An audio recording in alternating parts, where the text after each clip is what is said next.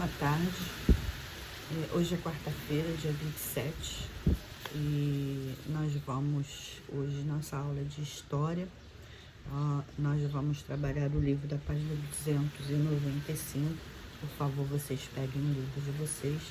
Nós vamos falar dos povos africanos no Brasil.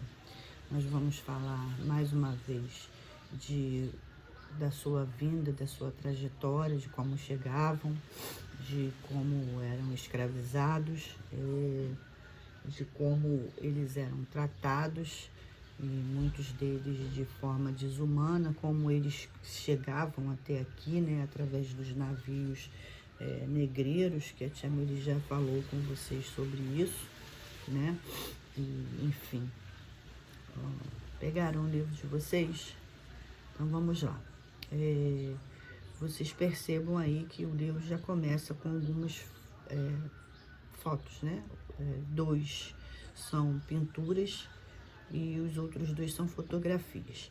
As 2 pinturas retratam a época da escravização, né? São obras de Debré e de Carlos Julião. A primeira mostra os escravos trabalhando nos engenhos de cana-de-açúcar e a segunda mostra sendo feito o transporte de alguém da realeza, que eles eram carregados em liteiras, e atrás as suas acompanhantes, né, as suas amas, que faziam todo o serviço para elas. A novela que está passando, já falei isso para vocês, da novela que fala sobre a época do Império, do Brasil colônia, ela retrata bem isso, essas damas, chamadas damas de companhia, onde a realeza não trocava sequer uma fralda, né? Eles não faziam nada. Então nós temos aí duas pinturas e 2 fotos de atualidade, né? Que são fotos mesmo. Infelizmente, no Brasil, ainda hoje, acontece muito casos de racismo, de preconceito. Todo mundo diz que não tem racismo, que isso não existe, mas existe sim. Agora mesmo, recentemente, vocês devem ter observado uma adolescente que estuda num colégio top da Zona Sul, onde as pessoas têm um poder aquisitivo bastante grande, e a garota sofreu ataques racistas pela internet. A escola se pronunciou, dizendo que iria acionar o conselho tutelar e tal, mas nenhuma medida mais drástica foi tomada com relação a isso, porque é uma função da escola também trabalhar muito contra o bullying, contra o preconceito, seja ele qual for, racial, religioso, seja ele qual for. Então, ainda hoje, as pessoas têm essa coisa ruim de ter esse racismo, né? Ruim mesmo, porque não é cor de pele, não é religião, não é nada disso que faz o caráter das pessoas. A aula de hoje, particularmente, me deixa muito angustiada em saber que isso vem ao longo dos anos, ao longo da vida, e que muita coisa não modifica, né?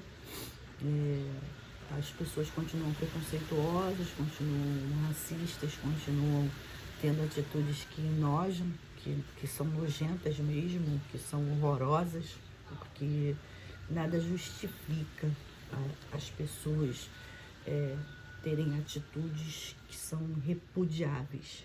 Então, enfim, mas vamos lá.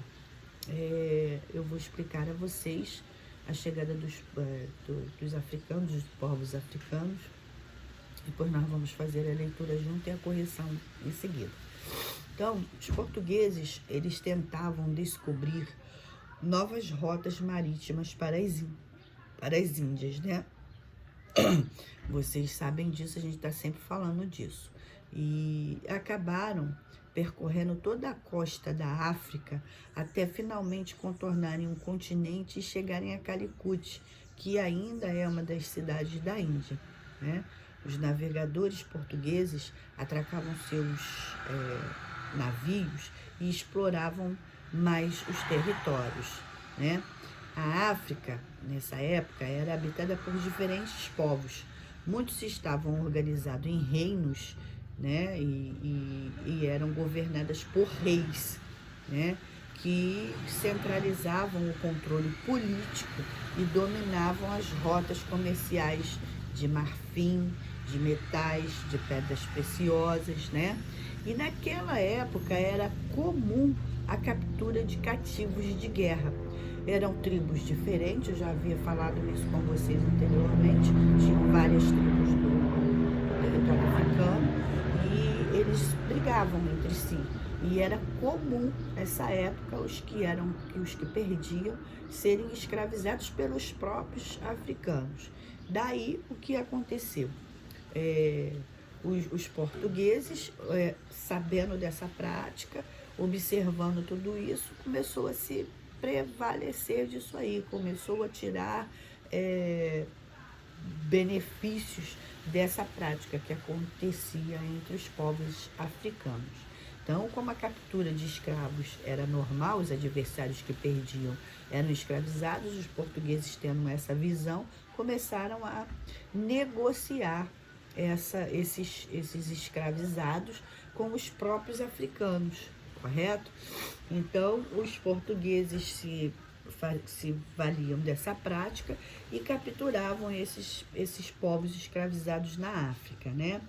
E eles eram comercializados. Eles já eram levados a Portugal, onde lá eles trabalhavam, como eu falei anteriormente, nas casas da nobreza e trabalhavam também nas lavouras, né? Com isso, nessa época também se deu a comercialização da cana-de-açúcar, né?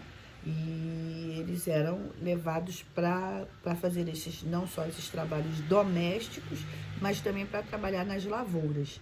E mais à frente eles começaram a ser expostos ao lado de leões e outros animais que eram africanos, né? Eles eram expostos e alguns travavam lutas, tudo no intuito de divertir a nobreza, né? É nojento até falar sobre isso, se desculpem, né? E aí os portugueses passaram a explorar novas terras no continente americano e eles começaram a trabalhar nas plantações de cana-de-açúcar, né? Que era uma mão de obra barata, né? Porque eles não recebiam nada para isso e atendia as necessidades da colônia, né? E as pessoas escravizadas, elas vinham de diversas partes da África, por isso tem diferenças de costumes, de crenças, até de características físicas mesmo, porque eles vinham de várias partes diferentes do continente africano. Então não era uma coisa igual. E daí tem tanta influência na vida da gente até hoje com relação à colonização, a vinda dos escravos para o Brasil, porque cada região de onde eles eram retirados tinham costumes, hábitos, crenças diferentes. E aí deu-se essa miscigenação mais à frente um pouco. Ok, até aí, tudo entendido, tudo direitinho? Então vamos acompanhar a leitura, nosso livro, tá? E em seguida nós faremos as atividades. Desculpem, mas meu telefone está escorregando. Vamos lá. Trabalhadores no passado e no presente. Eu já falei para vocês sobre essas 4 figuras que tem aí, né? E aí vocês observaram a imagem e o que elas mostram, né? Duas são cenas da mesma época e 2 são de épocas diferentes. As 2 primeiras da antiguidade e as 2 últimas são recentes, a tia Meire já explicou. A escravidão dos povos africanos, como você estudou anteriormente, enquanto os portugueses tentavam descobrir uma rota marítima para as Índias, acabaram percorrendo toda a África até finalmente contornarem o continente e chegarem a Calicut, uma das cidades que pertence atualmente à Índia. Ainda pertence à Índia, né? Nessas inúmeras viagens, os navegadores portugueses aproveitaram para atracar seus navios e explorarem os novos territórios. A África, naquele tempo, era habitada por diferentes povos. Muitos desses povos estavam organizados em reinos e eram governados por reis que centralizavam o controle político e exerciam o domínio sobre importantes rotas comerciais de marfim, metais e pedras preciosas. Foi como a tia Meire explicou, né? Esses reis dominavam a política e, evidentemente, dominavam esse comércio que já existia de pedras preciosas, marfim. Tia Meire, o que é marfim? Marfim, alguns elefantes têm aquelas presas assim gigantes para fora. Esses elefantes que tinham esse marfim foram quase que extintos. Eu acredito que não tenham sido extintos por causa da caça indeterminada desses elefantes, por causa desses chifres que eles tinham, que era valiosíssimo ainda, nos dias de hoje, valiosíssimo. Então, eles foram dizimados em grandes quantidades em busca de trabalhar esse marfim. Vocês vejam como a maldade, a ganância, a corrupção já vem desde sempre, né? Não tinham, não pensavam em não matar os bichinhos que nasciam com aqueles marfins, matavam indiscriminadamente, dane-se, porque aquilo era muito valioso. Então, desde sempre, as coisas são sempre voltadas assim, de acordo com os seus interesses políticos, de acordo com as suas necessidades, de acordo com a sua ganância e o resto que se dane. Desde sempre é assim. Então, fala-se muito dos dias atuais, mas isso são heranças de colonização, de tudo isso, né? Não respeitavam os animais, não respeitavam as pessoas, né? Como eu falei para vocês, você imagina pegar os escravos, que muitos deles eram reis na cidade deles, na terra deles, e serem escravizados, e serem colocados em praças junto com leão, com bichos nativos da África, como se fossem bichos, que nem os bichos mereciam esse tipo de tratamento, imagina seres humanos, né? Então, assim, é uma coisa que é muito surreal, é muito difícil da gente entender, né? De aceitar esse tipo de conduta. E isso era lá nos tempos de 1500, de 1800. E hoje não é muito diferente, né? A barbárie, as coisas ruins, a vida é banalizada até os dias de hoje, né? Então, é bem ruim isso, é bem complicado. Toda vez que eu falo dessa matéria, eu fico um tanto quanto angustiada, eu fico um tanto quanto me sentindo incomodada com tudo isso. Mas, enfim, né? Naquele período, era bastante comum entre diversos povos africanos a prática da captura de cativos de guerra. Quando um reino saía vitorioso de uma batalha, por exemplo, lhe era permitido escravizar o adversário. Os portugueses logo se apropriaram dessa prática e passaram a capturar escravizados da África para comercializá-los em Portugal. Lá, os escravos realizavam tarefas domésticas nas casas da nobreza. Mas, além disso, esses escravizados também eram exibidos ao lado de leões e outros animais africanos em apresentações de entretenimento, que tinham como objetivo mostrar ao público europeu o quanto a África era um lugar exótico. Agora você vê, né? Quando os portugueses, enfim, passaram a explorar as terras recém-descobertas no continente africano, estabelecendo plantações de cana-de-açúcar, valeram-se do escravismo, uma prática tradicional dos povos africanos e já conhecida em Portugal como forma de suprir a necessidade de mão de obra da colônia. Os historiadores acreditam que durante o período em que houve escravidão no Brasil, entraram no país cerca de 4.800.000 escravizados africanos. O comércio, O comércio de escravizados ficou conhecido como tráfico negreiros. Aí tem uma foto, né, que é a reconstituição, que é chamada de maquete, no interior de um navio negreiro. Observe que os compartimentos em que ficam os escravos eram pequenos e mal ventilados. As pessoas praticamente ficavam empilhadas uma em cima da outra. O que a Tia Miri também já explicou para vocês também, né?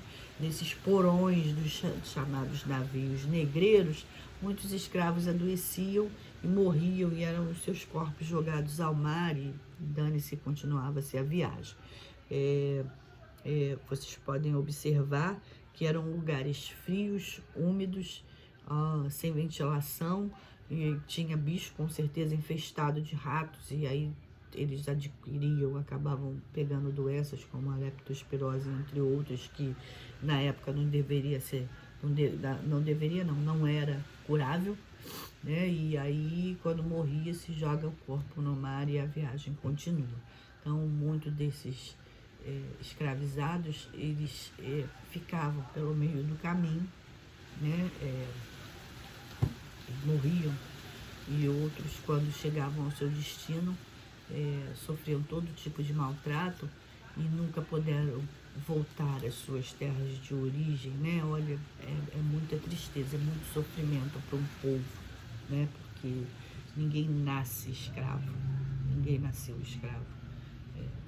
Nascem pessoas e outras pessoas, se é que pode se chamar assim, faziam com que eles se tornassem escravos. Os escravos vinham de várias regiões da África. As pessoas escravizadas vinham de diversos pontos do continente africano e por isso tinham costumes, religiões e línguas diferentes. Elas pertenciam a vários povos. Observe aí o mapa, a rota do navio negreiro, né? E as fotos embaixo, feita por volta de 1870, em Pernambuco. As pessoas mostradas são descendentes de vários povos da África, por isso apresentam diferenças físicas entre si. No Brasil, essas pessoas foram vendidas como escravizadas. Virou a página. Os europeus se interessavam pela compra dos escravos. Com o propósito de justificar o tráfico negreiro e a escravização dos povos africanos, os europeus desenvolveram várias teorias de caráter racista. Essas teorias defendem a superioridade da cultura europeia em relação às culturas dos povos estrangeiros. Mesmo diante disso, os povos africanos resistiram bravamente às investidas dos europeus e à escravidão. Para evitar que as pessoas escravizadas organizassem revoltas, os traficantes as separavam, não permitindo que ficassem juntas as que falavam a mesma língua ou fossem do mesmo povo. Por isso, no Brasil, os recém-chegados não se entendiam, pois não falavam a mesma língua. Você vê a que ponto chega a maldade das pessoas, né? Eles separavam as pessoas que chegavam escravizadas pelo local que as aldeias ficavam situadas na África, e pela língua. Então, aí eles não se entendiam, não conseguiam falar a mesma língua, e daí eles não conseguiam se organizar para combater todo aquele terror que eles sofriam. Mas isso durou muito tempo, e mesmo assim eles davam um jeito deles de se defenderem, de manterem as suas culturas vivas, de manterem a sua religiosidade viva. Eles davam um jeito deles, né? E, enfim, os escravizados lutaram contra a escravidão. Mesmo separados de seus grupos, os escravizados reagiam contra o cativeiro. Eles lutavam de todas as formas possíveis, fugiam das fazendas, rebelavam-se contra os maus tratos, não se dedicavam ao trabalho, porque do que produziam, nada era deles, e procuravam conservar seus costumes, transmitindo seu conhecimento para as crianças. Assim, as antigas culturas africanas foram sobrevivendo. Aí tem uma pintura sobre o Quilombo dos Palmares, né? Uma ilustração. Os quilombos eram locais onde os escravos fugiam, e eles lutavam mesmo, e eles faziam as suas crenças prevalecerem, eles se rebelavam, eles não trabalhavam, eles apanhavam, mas eles lutavam por aquilo que era direito deles, né? Daí veio também as lutas como a capoeira, né? Que tem a história de um grande capoeirista que foi um grande lutador contra a escravidão, né? Então eles continuavam fazendo valer os costumes deles, mesmo com todo o sofrimento. Influências africanas no modo de vida do brasileiro. Hoje podemos identificar muitas influências dos povos africanos em nosso modo de vida, em nossas crenças, na música, na dança e na culinária. Na língua, o português falado no Brasil tem uma imensa quantidade de palavras originadas das línguas africanas. Por exemplo, nenê, moleque, samba, batuque, canga, dengosa, marimbondo e outras, né? Na música e na dança. A música e a dança de origem africana são influências muito fortes no Brasil. Nós herdamos deles ritmos como o batuque, o samba, o maracatu, a gafieira e também instrumentos musicais como os bongos, o berimbau, o pandeiro e outros. Lutas e esporte. A capoeira inicialmente era uma forma de luta que os escravos praticavam. Nela, parte do corpo, como as mãos e pés, tornavam-se armas. Mais tarde, a capoeira tornou-se uma mistura de esporte e dança. Por que eles a princípio, praticavam a capoeira e aquele gingado, aquela dança? Para disfarçar, porque os senhores de engenhos, os senhores feudais, os capitães do mato, eles ficavam olhando, observando os escravos, e se visse que aquilo era uma luta, eles iam pro tronco, eles sofriam, então eles disfarçavam através de uma dança. Mas a capoeira para eles era vital, era uma forma que eles se defendiam. Enquanto os capitães do mato tinham armas, eles tinham os braços e as pernas e a cabeça para lutar contra tudo isso. E quando eles fugiam, alguns capitães do mato morriam de medo dos capoeiristas, né? Porque eles, para se defenderem, se valiam disso, da capoeira. Então, agora tem atividades da página 299 até a 302. Vou dar um tempinho para vocês fazerem e volto em seguida, tá? Então, aqui uns minutinhos eu volto para a gente fazer as atividades juntos. Beijo!